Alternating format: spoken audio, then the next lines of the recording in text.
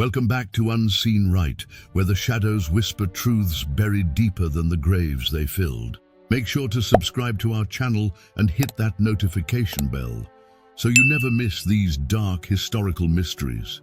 Tell us in the comments below, what state are you listening from? We love hearing from our viewers across America. In 1872, the town of Merrow Creek, Pennsylvania, suffered a fire that reduced the St. Alden orphanage to ash. All 43 children perished except one. Alaric Bell, aged 10, was found kneeling in the chapel untouched by flame or smoke. His hands were folded, his eyes were open, and he was whispering in fluent Latin, a language no one had taught him. At first, the town called it a miracle, but the miracles didn't stop. 3 days after the fire, the parish priest was found dead, collapsed at his writing desk, clutching a page that read in Alaric's hand, "The blood must not dry." Weeks later, every mirror in the orphanage's temporary shelter cracked at once. No one could explain it, no earthquake, no draft, just a silence, followed by shattering glass. Then came the animals. Stray dogs circled the property but wouldn't step inside. Birds flew over Merrow Creek but never landed again. Alaric didn't cry. He didn't laugh. He didn't speak to the other children. But at night, the nuns said he sang in a language older than Latin, and his voice made the crucifixes tilt. They tried to test him. Doctors, priests, occult scholars. One by one, they left shaken or disappeared altogether. But the most chilling moment came when Sister Eloise found Alaric drawing on the floor. He had carved a perfect map of the orphanage's original foundation, including secret rooms no longer listed in records. And when asked how he knew, he simply said, "Because I was here before." He was 10, but no one, not even the bishop, believed that was his first life. And so the case was sealed. No funeral, no follow-up. Just a boy relocated, and a town that never spoke his name again. But we did. And what we found will change the way you think about rebirth, possession, and what lives between the walls. Before we continue the story of 1872 Merrow Creek, the orphan who dreamed in Latin and knew things he shouldn't, ask yourself, what if the child you saved was never a child at all? Alaric Bell was placed under the care of Dr. Thaddeus Murren, a Harvard-trained physician who specialized in pediatric psychological abnormalities. But that was just the polite term used in 1872. Privately, Dr. Murren referred to his new ward as the possessed one. He brought Alaric to the Greystone Sanatorium, a secluded estate in upstate New York, known for its unorthodox treatments. No other children were present, just Alaric, a skeleton staff, and a physician obsessed with secrets. In his journals, Dr. Murren wrote, "The boy exhibits a quietude that borders on malevolent. He does not react to stimuli unless the stimulus is sacred." On his third night, Alaric was placed in a room adorned with crucifixes. Every one of them fell by dawn. He didn't touch them. They fell by themselves. The staff began complaining of nosebleeds, nightmares. One nurse, Madeline Franks, reported seeing her deceased brother in the hallway mirror. But when she turned around, Alaric was standing there, silent, barefoot, and watching her cry. The sanatorium's black cat refused to enter Alaric's room. It starved to death on the threshold. Dr. Murren, ever the rationalist, began running physical tests. But something was off. Alaric's core body temperature never rose above 92 degrees. His pupils didn't contract in sunlight. And during sleep, his brain waves, what little could be measured at the time, mimicked those of adults in REM paralysis. At one point, Murren attempted hypnosis. It worked too well. Alaric began reciting a funeral rite in Enochian, a language lost to time, once said to be the tongue of angels. When asked how he knew the words, Alaric smiled for the first time. He said, "I didn't learn them, I remembered them." Murren didn't sleep that night, nor the next, and then the blood writing began. Phrases etched into the walls of Alaric's room, in languages no staff member could identify.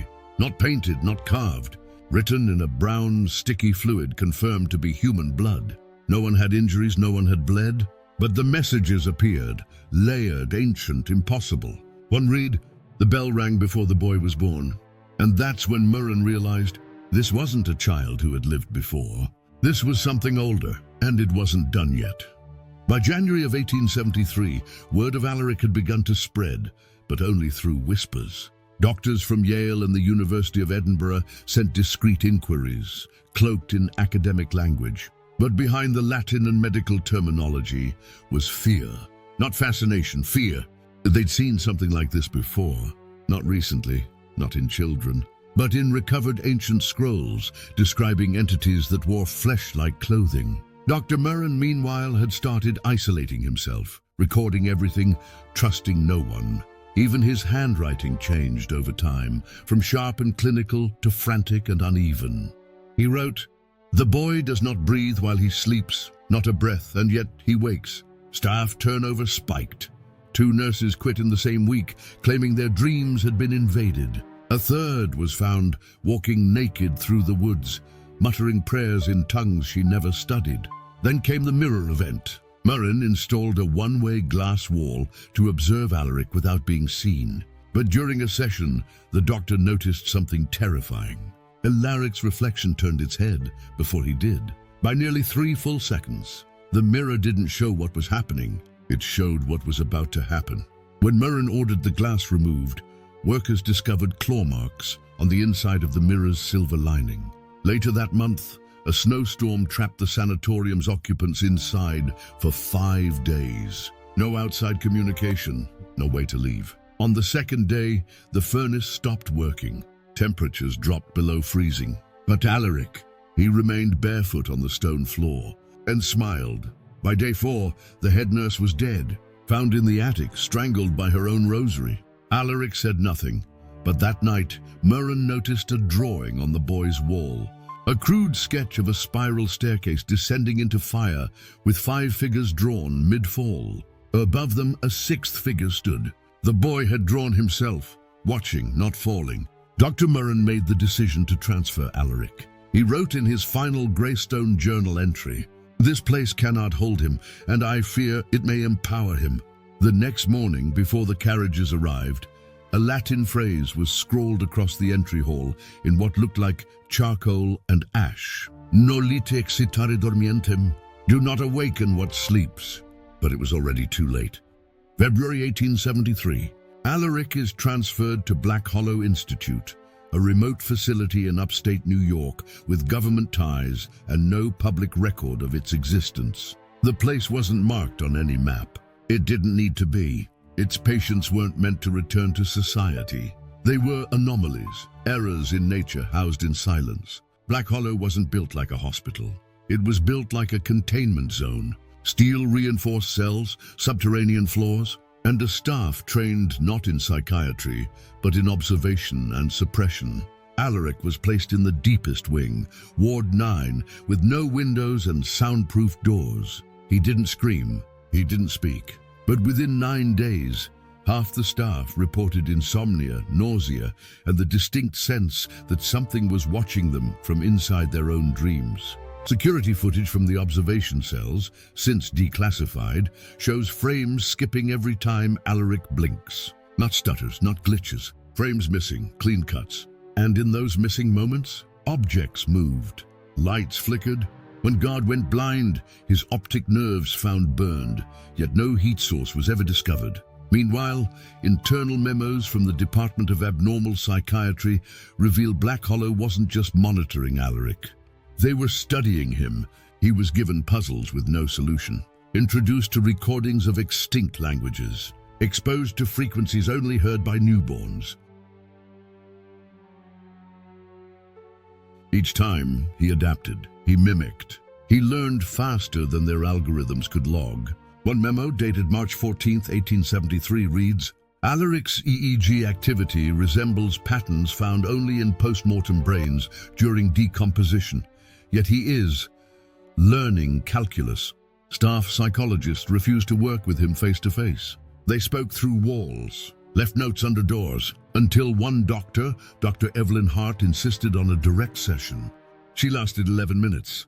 Her voice, recorded during the encounter, was calm, professional, until she stopped speaking. Then, in a tone unlike her own, She whispered, "We are older than the gods you pray to.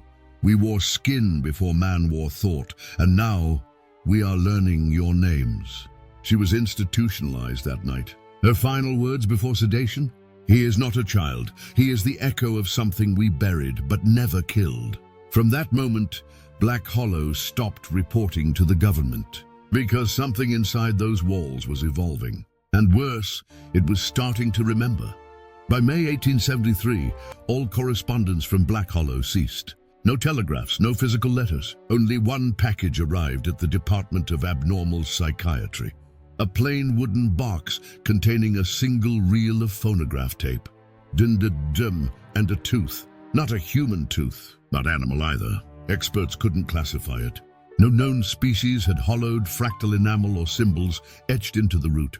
The reel was more disturbing. When played, the audio wasn't words. It was a sound like breathing inside metal, mechanical yet organic, interrupted only once by a voice.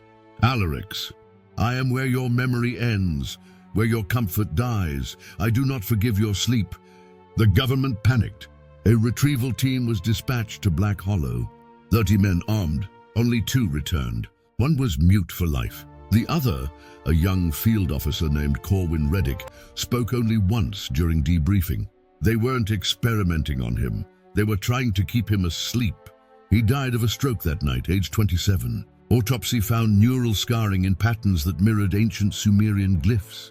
The files were sealed. Black Hollow was buried, literally. Concrete poured into the valley, the entrance sealed with blessed rebar and lead-lined walls, reinforced with prayers from 3 different religions. Even the air above it was declared restricted airspace. And yet, the dreams began, first among locals, then former Black Hollow staff, even civilians with no known connection. All described the same image: a child standing in a dark hallway, smiling. And behind him, something large, crawling, whispering in languages that made their teeth bleed. Churches began reporting disturbances. Clocks reversed. Newborns cried in sync every night at 3:19 a.m., the moment Alaric was first documented entering Ward 9. The government labeled it mass psychogenic illness. A footnote. But the archive logs tell another story. Because hidden in the classified annex, behind clearance levels never meant for public eyes, is one final note. Subject Alaric 9 is not contained, he is distributed. Memory is the cage, history is the lock, and we have forgotten the key. They tried to erase him from our world, but erasure is never perfect. And now, he's remembering us. You can erase a name from paper. You can destroy records, burn journals, silence witnesses. But if something remembers itself, you can't kill it. By 1891, the U.S. Marshals Service quietly commissioned Operation Aegis, a covert memory suppression protocol. Not to capture Alaric, but to suppress his pattern. The goal? Isolate individuals, showing signs of cognitive echo. The sudden recollection of information they were never taught. Memories that didn't belong to them. Children repeating words in forgotten dialects. Men sketching diagrams of unknown machines. Women dreaming of places they'd never seen, yet could map with perfect detail. Every case led to one point of convergence: Black Hollow. They weren't just studying Alaric. They were testing his reach. And here's the truth that should terrify you. It worked. He infected memory, became a cognitive virus, spreading not through blood, not through air, but through thought. Every mind that tried to understand him opened a door. Some left it ajar, others never closed it. And now we ask you, if you're still listening, you've already seen the child, you've felt the breath on the back of your neck. You didn't imagine it. That's how it begins. So to those brave enough to accept the truth, comment below, "I remember him," twice. Seal it, claim it, because from this point forward, you are no longer an observer. You are a participant, and participation has a cost. We're not halfway through the archives yet. There are still 7 pages redacted by force, pages that speak of resurrection, recursion, and a ceremony rewritten in every generation. If you think it ends here, you haven't heard what Alaric became. Welcome to Greystone Institute, 1893, a facility posed as a sanatorium on the edge of Albany. Tall brick walls, barred windows, and a smell of formaldehyde, bleach, and something older. It was never on public maps. Funded quietly by the Bureau of Psychological Observation, run jointly by three powers that never appear together in the same sentence: the Department of War, the American Psychiatric Union, and the Episcopal Office of Ritual Practice. Yes, the church, the state, and science converging in a building meant not to treat patients, but to trap anomalies. Alaric was 11 when they moved him there. Not a boy anymore, not quite a man, but already something other. Witness logs describe his silence. He didn't eat, didn't blink when light was flashed into his eyes. He just sat, staring at the corners. One nurse wrote, "He sees something behind geometry itself. He doesn't look at walls, he looks through them." Over time, strange effects were noted. Staff reported identical dreams on the same nights. Hallways that twisted, walls that oozed moisture, an altar with no priest. Several patients began speaking in reverse Latin, terms never published in any known religious doctrine. The chapel burned down in March of 1894. The cause? Never solved. But survivors claimed they saw Alaric standing inside the fire, untouched, sobbing. Not screaming, sobbing. What did he see in that chapel? What did he awaken in Greystone? The following year, 5 doctors resigned. 2 were institutionalized themselves, and Greystone's remaining records, stamped with the word inoperable, not closed, not destroyed, inoperable, a term reserved for phenomena that cannot be explained, contained, or cured, only observed, until forgotten. But Alaric wasn't forgotten. Someone followed him. Someone helped him escape. And whoever they were, they had a different agenda, not to suppress his power, but to fulfill its purpose. They called it the Canticle of Bone, an untranslated manuscript stored in the vaults beneath St. Barlow's Cathedral, sealed behind 4 iron locks, and blessed hourly by a rotating roster of clergy. It was said to predate the Bible, not written by prophets, but by survivors of something far older than sin. The canticle spoke of a child without rhythm, a being whose heartbeat did not match any known pattern of creation, a child who could hear structures groan, numbers decay, and language fracture. In 1896, that text went missing. Stolen, they said, by a defrocked priest named Father Ezra Colwyn, who believed the church was using faith to cage a cosmic truth. Colwyn vanished, but the canticle did not, because in 1901, portions of it reappeared. Inside the private notebooks of Alaric Ward, they were found in a salt-mined farmhouse in the Catskills, scrawled in bone ash and what experts believe was either pig's blood or human. Alaric hadn't just read the canticle, he had absorbed it, and worse, he had rearranged it.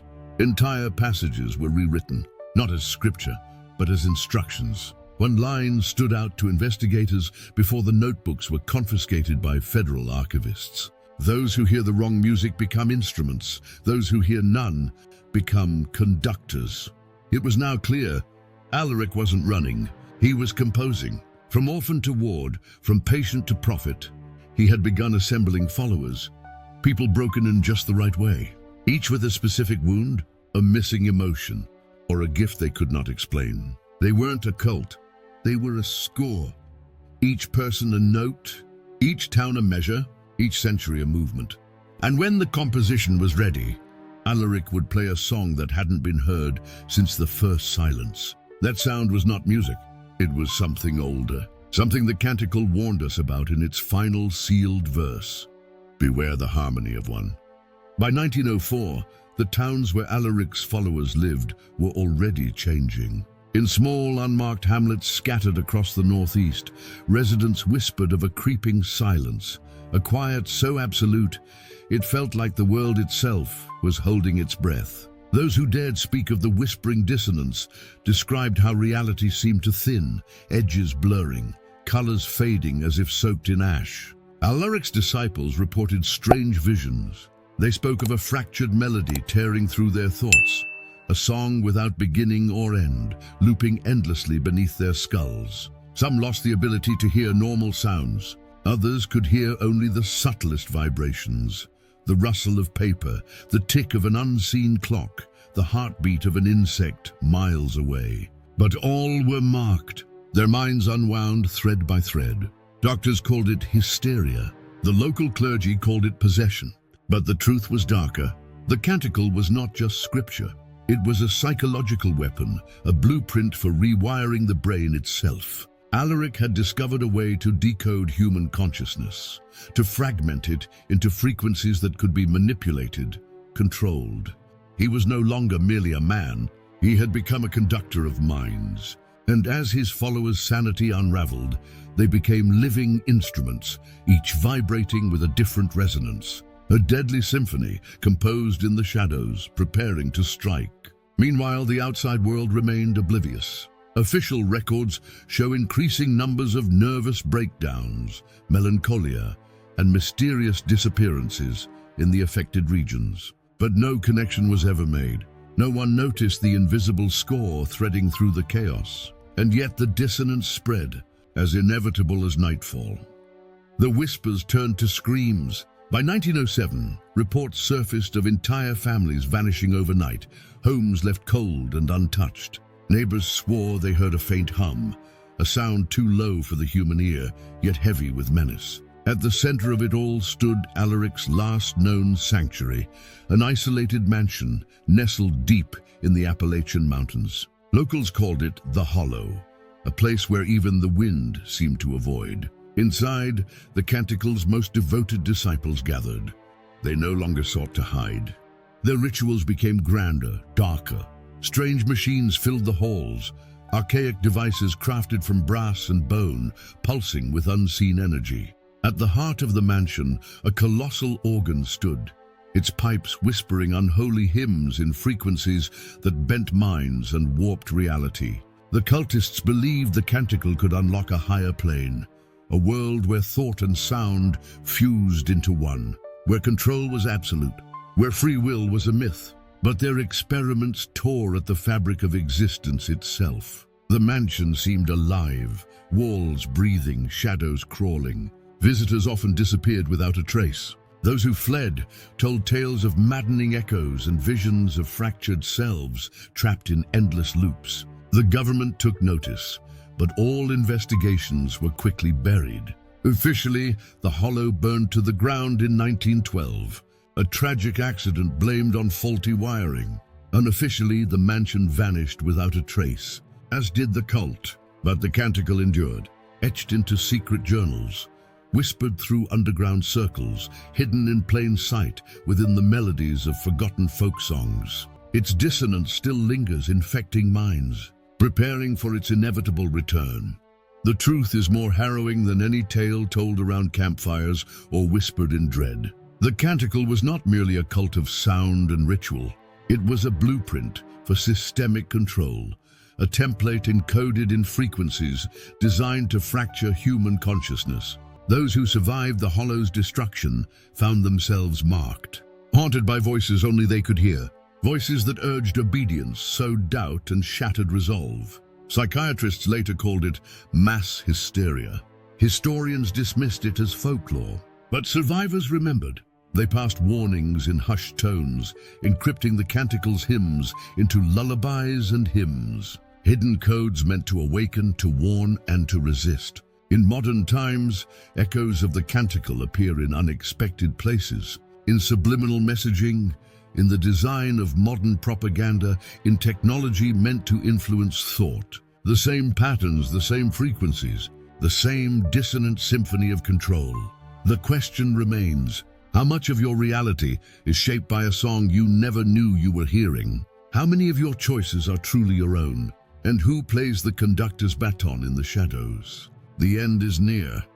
The final secret of the canticle is not buried in books or whispers. It lives in the silence between heartbeats. After decades of concealment, the full scope of the experiment has never been revealed, for those who knew too much vanished, erased like ghosts. But the canticle's final act was its most insidious. It did not just break minds, it shattered souls. In the ruins of Hollow, beneath twisted stone and broken timber, lie remnants of machines, devices never meant for healing, but for reshaping human essence. Timothy Caldwell's story was only the beginning. He was the prototype of a darker design. Children engineered to become perfect conduits for control, devoid of empathy, fueled by cold calculation. And as you listen, remember, the greatest horrors are not those we see. They are those we carry within, shaped by forces unseen, by songs unheard, by lies unchallenged. So when you look into the eyes of a child, or yourself, ask quietly, are you truly free? Or is your mind humming with a canticle you cannot hear? Thank you for joining me on this descent into forgotten terrors. Remember to subscribe, hit the notification bell, and share this story. Comment "Unveiled Shadows" twice if you dare to walk these unseen rites again. Until next time, stay vigilant and beware the songs in the silence.